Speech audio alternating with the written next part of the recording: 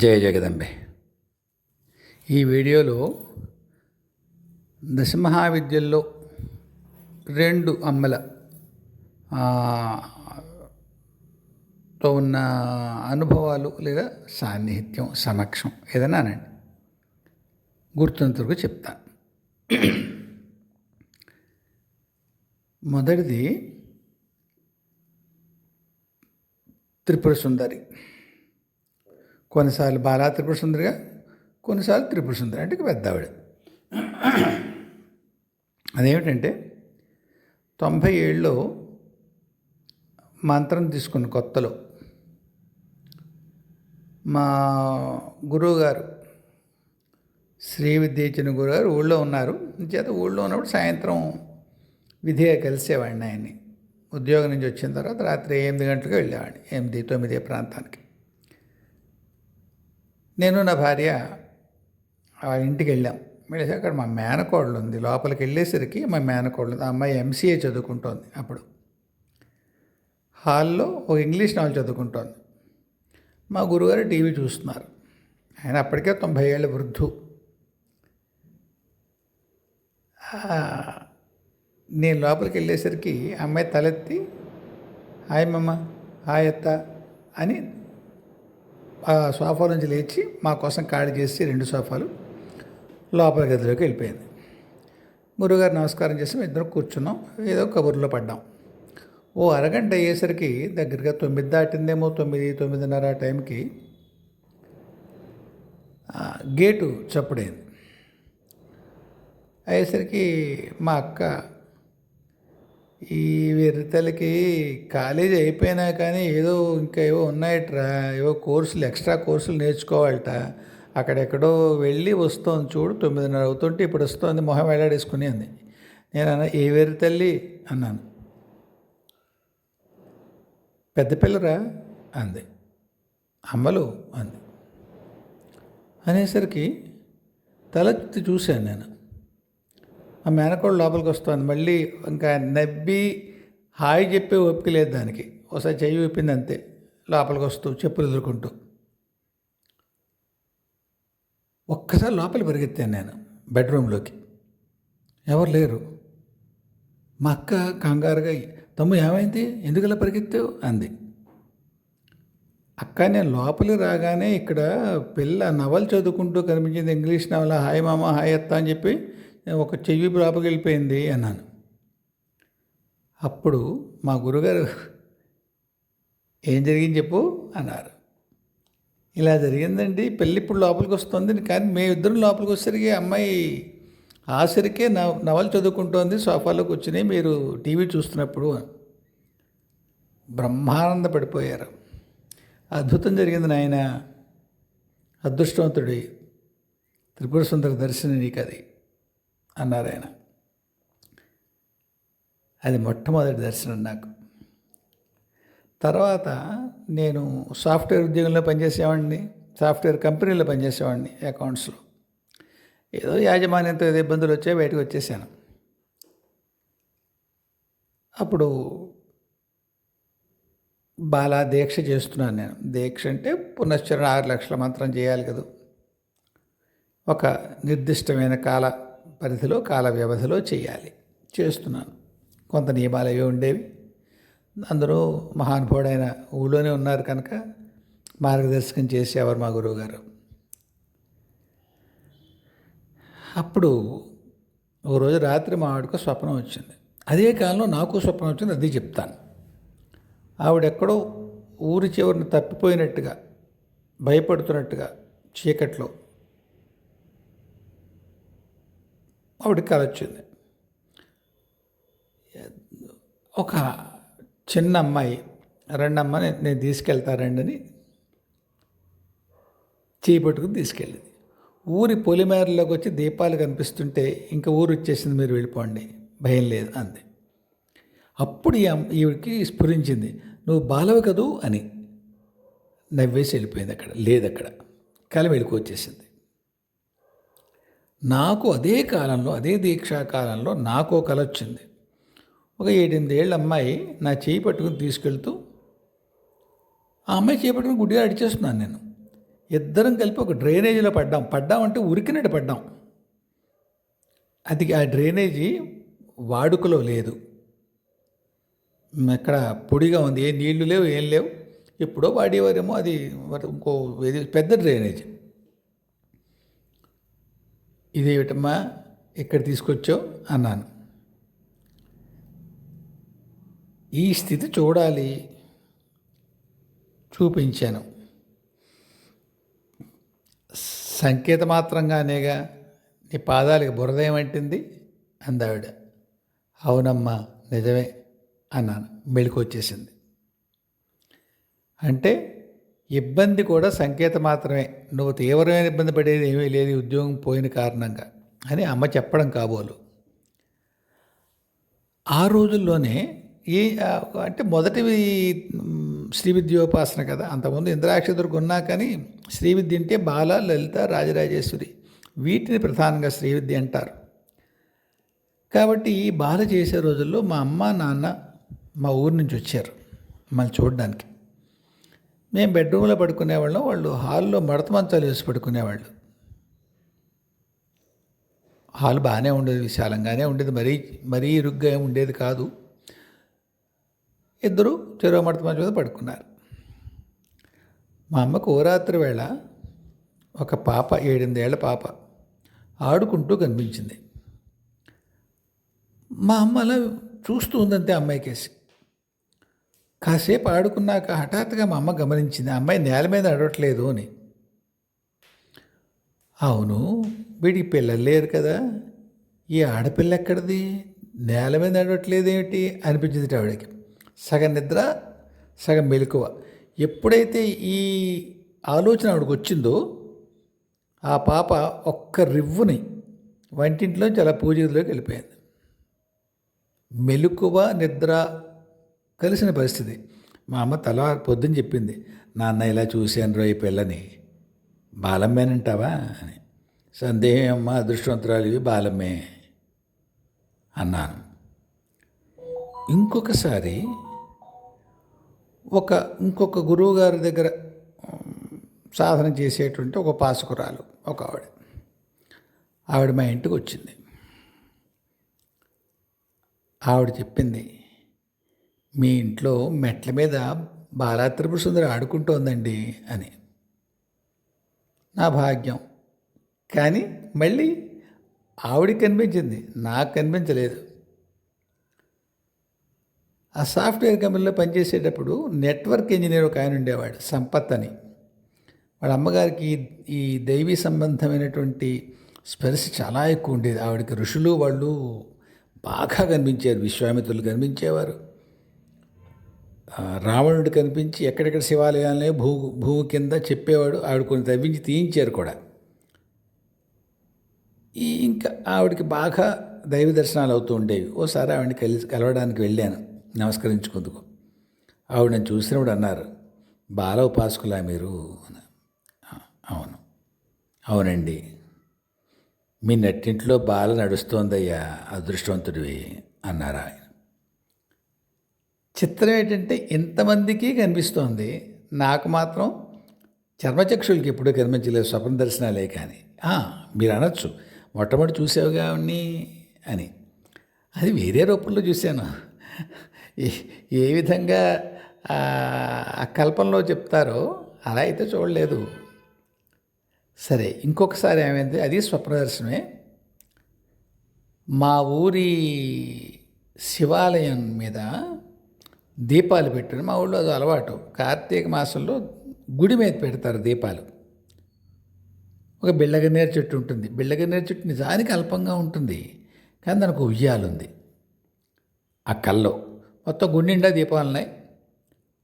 ఒక పాప 11 ఏళ్ళు ఉంటాయి. కొంత వెనకాల నుంచి కొంత పక్కగా కనిపిస్తూ, ముందు నుంచి కనిపించట్లేదు. నేను వెనకాల ఉన్నాను, ఉయ్యాలు ఊపుతున్నాను అనుకుంటాను. పెద్ద జడుంది, తెల్లటి పట్టుపరికిణి, తెల్లటి రవిక, పొడుగు రవిక ఉంటుందిగా, పిల్లలు ఇంకా పెద్ద మనుషులు కానీ పిల్లలు వేసుకుంటారే ఇలా. పొడుగాటి జడ, తల్లో పువ్వులున్నాయి, జడగంటలున్నాయి. పాప చాలా ఆరోగ్యంగా బలంగా ఉంది, పొడుగ్గా ఉంది. పక్క నుంచి చూస్తుంటేనే బాగా అందగత్తే అని తెలుస్తుంది. ఆ అమ్మాయి ఉయ్యాలూగుతూ ఈవేళ కార్తీక పూర్ణిమ అంది. అంతే, ఏ వాక్యము లేదు ఫర్దర్గా. నేను మా గురువుగారు చెప్పాను, ఇలా ఇలా నిన్న రాత్రి ఇలా దర్శనం అయిందండి, తెలుస్తోంది బాలని. అంతేకాదు ఇంకా సూచన కూడా చేసింది ఆవిడ అన్నారు. ఏమిటండి అన్నాను. నాయనా, దాని అర్థం కార్తీక పూర్ణిమ అని చెప్పిందంటే పున్నమి నాడు నేను అర్చన చేయమని అర్థం. కానీ మహాదీక్ష అవ్వకుండా అర్చన ఎలా చేస్తావు? అమ్మ సంకేతం ఏంటంటే ఎప్పటికైనా నీకు పూర్వదీక్ష అవుతుందన్నమాట. పోన్లే, నీ అదృష్టం నా అదృష్టం బాగున్నప్పుడు ఎప్పుడో నేనే ఇస్తాను ఈ పూర్వదీక్ష అన్నారు. తర్వాత మీకు ఒకసారి మహాదీక్ష అని చెప్పి నేను ఒక ఎపిసోడ్ పెట్టాను. నా దీక్ష ఎలాగా మా సంప్రదాయంలోనే జరిగిందో. అయితే చిత్రం ఏమిటంటే, నా మహాదీక్ష జరిగిన రోజు కార్తీక పూర్ణిమ శుక్రవారం. ఎప్పుడో 97లో చెప్పింది, 2004లో అయింది దీక్ష. 7 సంవత్సరాల ముందే బాలమ్మ చెప్పింది నా మహాదీక్ష ఎప్పుడు అవుతుందో. అది త్రిపుర సుందరితో, ఆ తల్లితో నా అనుభవాలు. ఇంకా బగలామ గురించి చెప్తాను. ఈ ఉద్యోగం లేని రోజుల్లోనే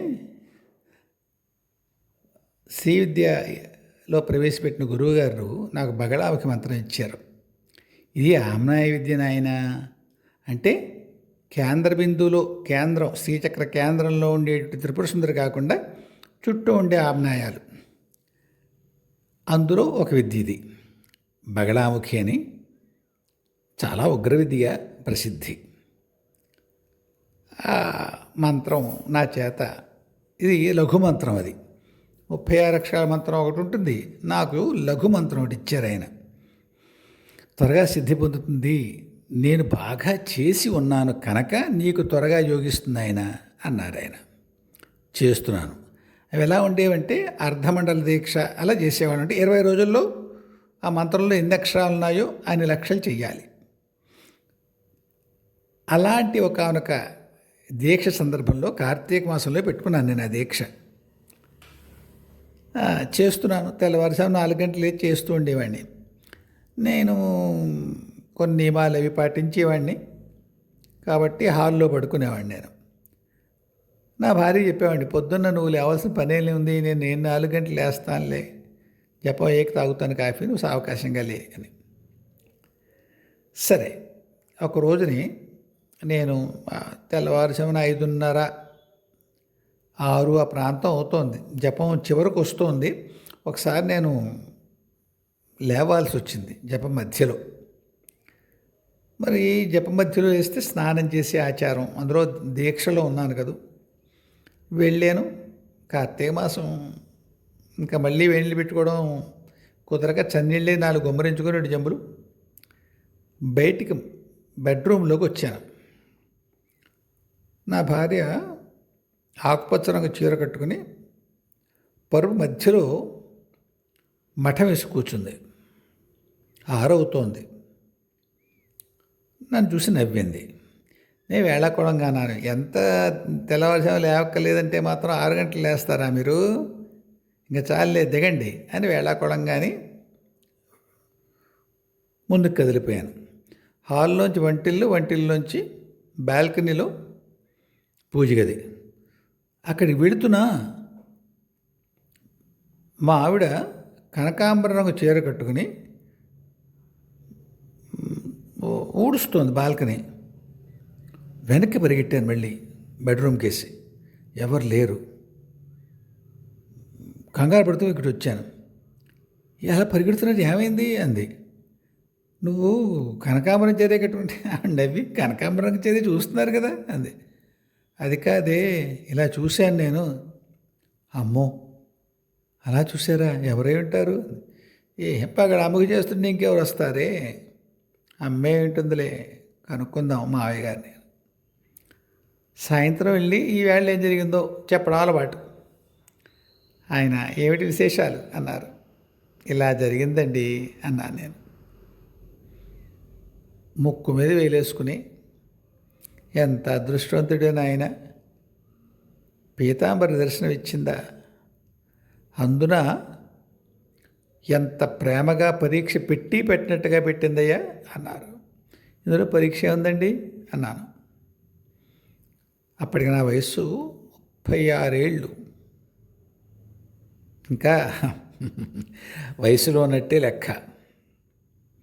ఆయన చెప్పారు,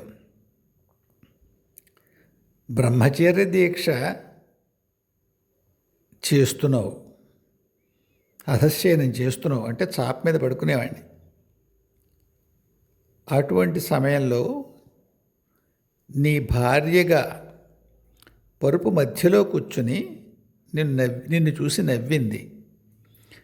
నీ సౌభాగ్యం, అమ్మ దయ ఏమిటంటే చేసిన సాధన చాలు, చలికాలంలో జపం ఏం చేస్తావో వెర్రాడా అందనుకో. ఏం చేస్తావు నాయన, ఇంకా వయసులో ఉన్నావు, ఏమోను అన్నారు. నాకు అసలు ఆలోచన కూడా రాలేదు. అంత పరీక్ష పెడుతుందా అమ్మ కదా అన్నాను. అంతే, ఆ భావమే నిన్ను కాపాడింది. అందుకే కనిపించి కూడా పరీక్ష పెట్టకుండా చిరునవ్వు చిందించి వదిలేసింది నాయన. దర్శనం ఇచ్చింది, పరీక్ష పెట్టలేదు. తర్వాత వచ్చాను సుమా అని చెప్పడానికి వీలుగా ఆవిడ దర్శనం ఇచ్చినప్పుడు ఒక రంగు చీర కట్టుకుంది, నీ భార్య వేరే రంగు చీర కట్టుకుంది. అదృష్టవంతుడివి అన్నారు ఆయన. అలాగ వచ్చే ఆ తర్వాత కార్తీక మాసంలో మళ్ళీ ఇలాగే అర్ధమండల దీక్ష చేస్తున్నాను. అప్పుడు బగలాముఖే 5:30 అవుతోంది. నేను తలుపు దగ్గరగా వేసుకుని, చలికాలం కాదు, లోపల కూర్చొని జపం చేసుకుంటున్నాను. నా భార్య స్నానం చేసి శ్రీ సూక్తం చదువుకుంటూ బట్టలు ఆరేస్తోంది. నాకు తలుపు కొద్దిగా తీసిన దాంట్లో కనిపించింది, ఆవిడ వచ్చింది, బట్ట ఆరేసుకుంటోంది, శ్రీ సూక్తం చదువుకుంటోంది. ఓహో, లేచింది అప్పుడే ఈవిడ అనుకున్నాను. జపం అయింది 6 చిల్లరకి. లేచేసరికి ఆవిడ ఇంకా లేవలేదు, అప్పుడే లేచి వస్తోంది. 6 అవుతుంటే. మిల్లుకు రాలేదు వేళ అంది. మరి ఇందాక బట్టలు ఆరేసావు నువ్వు, శ్రీ సూక్తం చదివు, నీ స్నానం అవ్వలేదా అన్నాను. నేనా? శ్రీ సూక్తమా? ఎక్కడండి, ఇప్పుడే మొహం కడుక్కొస్తున్నాను నేను. బట్టలు ఆరేయడం ఎక్కడ అంది. స్నానం చేసి బట్టలు ఆరేసుకుంటుంది నేను అనుకున్నాను. శ్రీ సూక్తం చాలా స్పష్టంగా విన్నా, నేను ఆవిడ చూశాను పక్క నుంచి. మా ఇంట్లో మేము ఇద్దరే ఉన్నాం, ఇంకో ఆడది లేదు. అయితే నా భ్రమ అంతేనా? ఆవిడ చూడాలి కదా అనుకుంటున్నాను. అలా జరిగిందా? ఈవేళ ఆఖరి రోజు, ఆవేళ కార్తీక మాసం ఆఖరి రోజు. ఓహో, ఈ మాట అమ్మ ఏమీ దర్శనం ఇవ్వలేదని చెప్పి అనుకుంటున్నాను కాబట్టి నా చిత్త విభ్రమ కాబోలు, అంతేనేమో అనుకున్నాను. కానీ ఆ రోజుల్లో ఇలాంటి వాటికి రుజువులు ఇచ్చేది అమ్మ. నేను ఒక మాట అడిగాను, అమ్మా వచ్చింది నువ్వే అయితే ఈవేళ సూర్యాస్తమయం లోపల ఎవరో ఒకళ్ళు నా దగ్గర శ్రీశైలం గురించి ఏదో ఒక మాట మాట్లాడాలి, మాట్లాడితే నువ్వు వచ్చినట్టే, లేదు నా భ్రమ అన్నాను.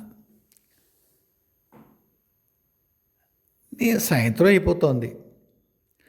నక్త దీక్ష, నక్తాలు చేసేవాడిని నేను ఆ రోజుల్లో. రాత్రి భోజనం చేసేవాడిని, పగల భోజనం చేసేవాడిని కాదు.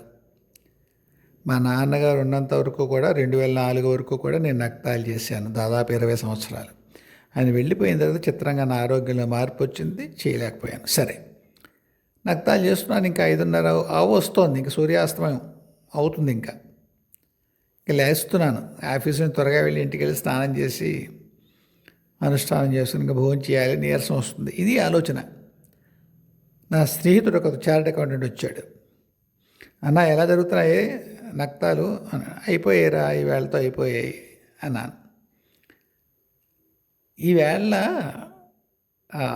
కేసరి కొట్టి వెళ్ళానన్నా పొద్దున్న అన్నాడు. బాగుందిరా, బాగా అయిందా దర్శనం? అయిందన్న. అవునన్నా, ఎప్పుడు శ్రీశైలం వెళ్ళావా అన్నాడు. నేను ఒక్క ఉదుటిని ఉద్విగ్నతతో కళ్ళు నీళ్ళు పెట్టుకున్నాను. వాడు, అయ్యో అన్న నేను పొరపాటు మాట్లాడానా, ఏం తప్పు మాట్లాడానన్నా, ఊరికే శ్రీశైలం వెళ్ళేవా అన్నా, నీకు కుదరలేదా నీకు, ఏమైంది అని. లేదురా తమ్ముడు, జరిగింది ఇది, ఈవేళ పొద్దున్న ఇలా ఇలా అయింది నా ఇంట్లో, దానికి నేను నిదర్శనం అడిగాను తల్లిని, ఈవేళ సూర్యాస్తమయం లోపల ఎవరైనా శ్రీశైలం గురించి ఎత్తాలనరా, అది నీ ద్వారా. వాడు కళ్ళనీళ్ళు పెట్టుకున్నాడు. అన్నయ్య, నన్ను ఎన్నుకుందిరా అమ్మ నీకు సమాచారం చెప్పడానికి అన్నాడు. మహద్భాగ్యం కదూ. ఇంకొక విచిత్రం ఉంది అమ్మతోటి, ఇది కూడా బగడాముఖితోటే. ఈ ఉద్యోగం కోసం ప్రయత్నం చేసే రోజుల్లో దీక్ష చేస్తున్నానని చెప్పాను కదా, ఆయన గురువుగారు అన్నారు, నాయన ఉద్యోగం లేక ఇబ్బంది పెడుతున్నావు, ఒక్కసారి అమ్మని అడగరాదు అన్నారు. ఆయనే చెప్పారు అనేక సందర్భాల్లో అమ్మని ఏమీ అడగకూడదు భౌతికమైన విషయాల్ని. కానీ నా బాధ చూడలేక, పాపం గురువు కదూ, ప్రేమ అలా ఉంటుంది, ఒక్కసారి అమ్మని అడగరాదు. ఏమని అడగమంటారండి అన్నాను. అంటే ఆయన చెప్పారు,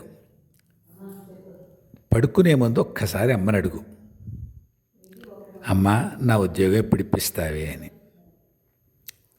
స్వప్నం వచ్చింది. స్వప్నంలో ఒక రిక్షాలో ఒక అతను తీసుకెళ్ళాడు నన్ను. ఒక చోట విందు జరుగుతోంది. విందు జరుగుతుంటే చుట్టూ షామియానా కట్టారు, పెద్ద నుయ్యి ఉంది, నూతిపడి మీద ఒక ఆవిడ కూర్చునుంది, బలంగా ఉంది, మధ్య వయస్కురాలు, కొంత జుట్టు కొద్దిగా తెల్లగా కొద్దిగా నల్లగా, సాల్ట్ అండ్ పెప్పర్ అంటామే ఇంగ్లీష్లో, అలా పెద్ద జుట్టు, తల రుద్దుకుని తర్వాత ఆరబెట్టుకుంటారు కదా, అలా ఆరబెట్టుకుంది. మెంతి గింజ రంగు చీర, అంటే కొద్దిగా పసుపు దగ్గరగా ఉండే చీర కట్టుకుంది ఆవిడ. ఆవిడ కుచ్చెళ్ళ మీద పసుపు కుంకుమ ఉన్నాయి. ఎత్తైన బల మీద కూర్చుంది, చేతిలో కర్ర ఉంది. ఎలా ఉందంటే ఆ లోపల భోజనాలు చేస్తుంటే గబుక్కుని ఏది ఓ కాకో మరో జంతువు దగ్గర రాకుండా ఎవరో ఇంటి యజమానురాలు కాపలా ఉన్నట్టుగా ఒక కర్ర చేతిలో పెట్టుకొని నుంచుంది. పెద్ద బొట్టు ఆవిడ ఉంది, మధ్య వయస్కురాలు. ఈ రిక్షావాడు ఆపి దిగండి అన్నాడు. దిగాను నేను. అమ్మ తీసుకురమ్మన్నావుగా, తీసుకొచ్చాను, ఇంతే అన్నాడు వాడు. ఆవిడ కూడా, ముందు వచ్చిన వాళ్ళు భోజనం చేస్తున్నారుగా అయ్యా, ఒక క్షణం ఆగుతాడులే అంది. ఇంతే కళ. దానికి ఆ కళ మర్నాడు వివరించినప్పుడు మా గురువుగారు పరమానంద భరితులయ్యారు. నాయన పీతాంబరి ఎందుకంటారు తెలుసా, ఆ మెంతి గింజ రంగు చీర కట్టుకుందే తల్లి, అందుకే పీతాంబరి. ఆవిడ కుచ్చెళ్ళ మీద పసుపు కుంకుమ కూడా చూసావు నువ్వు, అంటే పూజలు ఎందుకుంది తల్లి, చేతిలో ఆయుధం ఉంది.